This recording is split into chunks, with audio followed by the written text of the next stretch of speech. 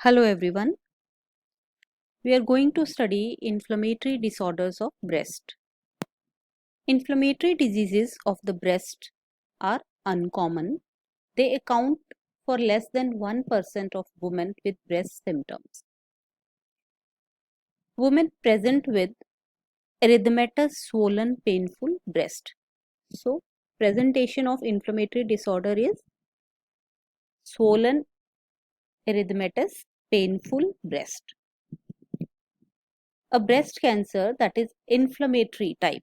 Inflammatory breast cancer, it may mimic inflammation by obstructing the dermal vasculature with tumor emboli, which results in enlarged erythematous breast, which is the characteristic feature of inflammatory diseases.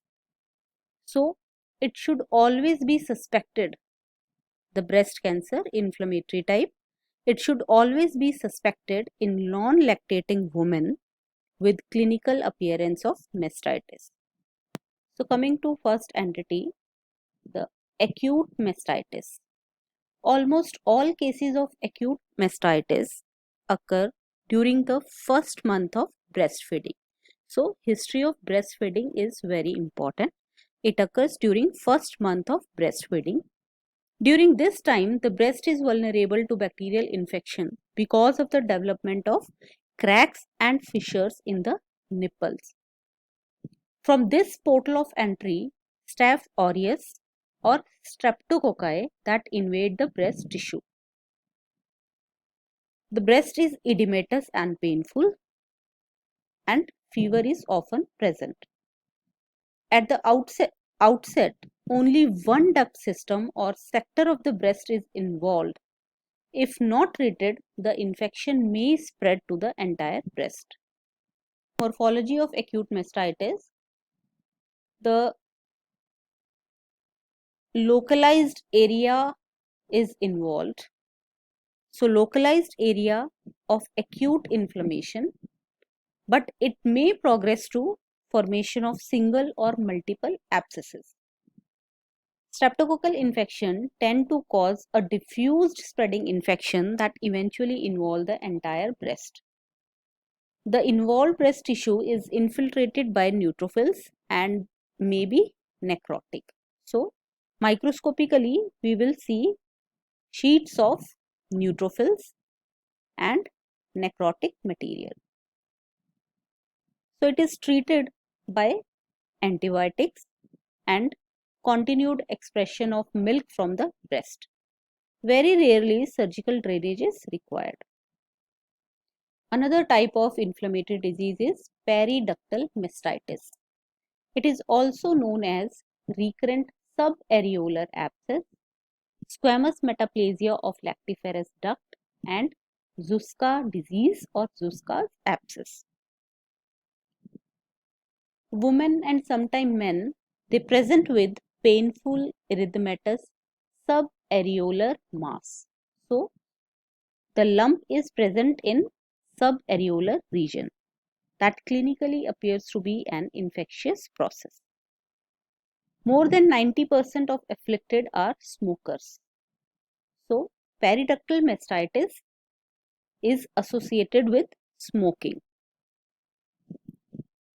It is not associated with lactation as we have seen in acute mastitis or any other specific reproductive history or age. In recurrent cases, fissular tract often tunnels under the smooth muscle of the nipple and opens onto the skin at the edge of the areola. So, there may be subareolar mass or a fissular tract that opens onto the skin at the edge of the areola, either subareolar mass or adjacent to the areola, there is fissular tract under the smooth muscle of the nipple. Or some women may have inverted nipple due to secondary effect of underlying inflammation. The strong association with cigarette smoking is intriguing. It has been suggested that the vitamin A deficiency associated with smoking or toxic substances in tobacco smoke, they alter the differentiation of the ductal epithelium. So the key histologic feature is keratinizing squamous metaplasia of the nipple ducts. Keratin shed from these cells that plugs the ductal system, causing the dilation and eventually rupture of the duct. So, key feature is squamous metaplasia of the nipple duct. Keratinizing squamous metaplasia of nipple duct. This epithelium will shed the keratin that will cause blockage, dilatation of the duct. An intense chronic and granulomatous inflammatory response will develop once keratin spills into the surrounding periductal tissue. When duct ruptures, the periductal tissue will have keratin in it and there is giant cell reaction or granulomatous inflammatory response to the keratin. The superadded bacterial infection may occur and it will cause acute inflammation. This photograph is showing the recurrent subareolar abscess or Zouska's abscess or periductal mastitis. When squamous metaplasia, it extends deep into the nipple duct. This is the normal duct lined by the double layered cuboidal epithelium. In recurrent subareolar abscess or Zouska's abscess or periductal mastitis, this epithelium is replaced by squamous epithelium. So, there is squamous metaplasia of the ductular lining. This squamous metaplasia will extend deep into the duct and will shed keratin. Then, superadded infection will lead to abscess formation. Then, it will form a fistula. When it ruptures, it will form a fistula at the edge of areola beneath the smooth muscle.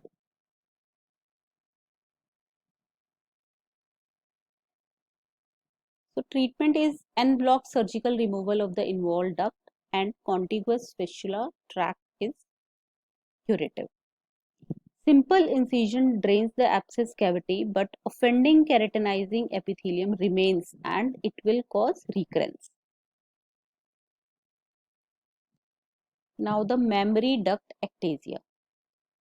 This disorder tends to occur in 5th or 6th decade of life and in multiparous women.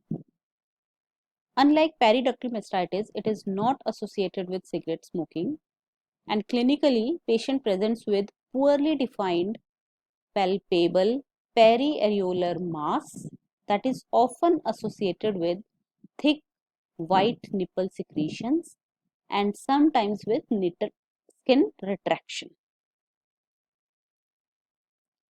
Pain and erythema are uncommon. So, in mammary duct ectasia, patient usually present with poorly defined periareolar mass. There is periareolar mass and nipple secretions, that is thick and whitish nipple secretions, as well as skin retraction.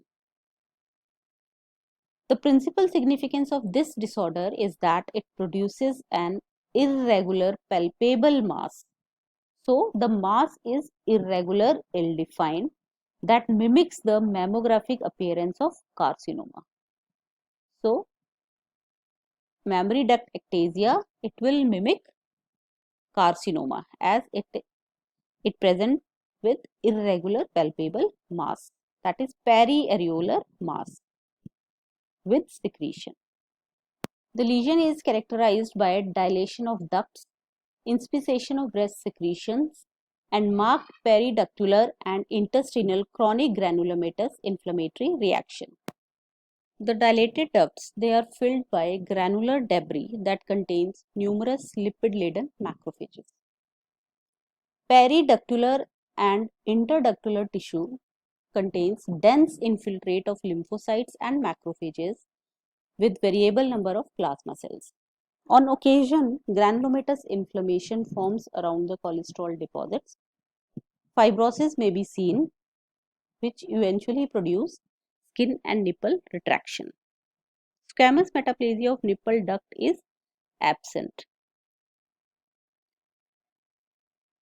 So, the lesion is characterized by dilatation of the duct which is filled with inspissated material.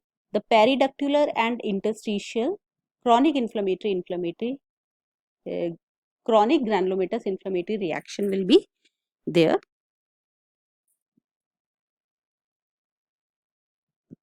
So this is the micro photograph of duct ectasia showing chronic inflammation and fibrosis surrounding the ectatic duct, which is filled with inspissated debris or inspissated secretion. This is ectatic duct with inspissated secretion. There is dense chronic inflammatory response along with fibrosis. Another entity is fat necrosis. Fat necrosis, it can present as painless palpable mass, skin thickening or retraction, a mammographic density or mammographic calcifications. The majority of the affected women, they have history of breast trauma or prior surgery. So patient usually give history of breast trauma or any surgery. They present with painless palpable mass, and mammography will show calcifications. So in morphology, acute lesions may be hemorrhagic and contain central areas of liquefactive fat necrosis. The subacute lesions, the area of fat necrosis take on the appearance of ill-defined firm gray-white nodules containing small chalky white foci or dark hemorrhagic debris. The central region of necrotic fat cell is initially associated with an intense neutrophilic infiltrate mixed with macrophages. Over the few days, proliferating fibroblasts associated with new vessels and chronic inflammatory cells, it will surround the injured area. So, the granulation tissue will appear. Then subsequently, giant cells, calcifications and hemosiderin make their appearance, and eventually that focus is replaced by scar tissue. So basically there is liquefactive fat necrosis with chalky white foci of calcifications, then intense inflammatory infiltrate with macrophages and fibroblast, chronic inflammatory cell infiltrate, giant cell reactions and fibrosis. Lymphocytic mastopathy or sclerosing lymphocytic lobulitis. This condition presents with single or multiple hard nodules, hard palpable masses. Masses may be bilateral and may be detected as mammographic densities. So the lesions are so hard that it can difficult to obtain tissue with needle biopsy. So it will mimic malignancy. Microscopically, the collagenized stroma surrounding the atrophic ducts and lobules will be seen. Epithelial basement membrane is thickened and a prominent lymphocytic infiltrate surrounds the epithelium and small blood vessels. Last is granulomatous mastitis. It is present in less than 1% of all breast biopsy specimens. The causes include the systemic granulomatous diseases that occasionally involve the breast and granulomatous infection caused by mycobacteria or fungus. Granulomatous lobular mastitis is uncommon breast limited disease that only occur in Paris women. Thank you.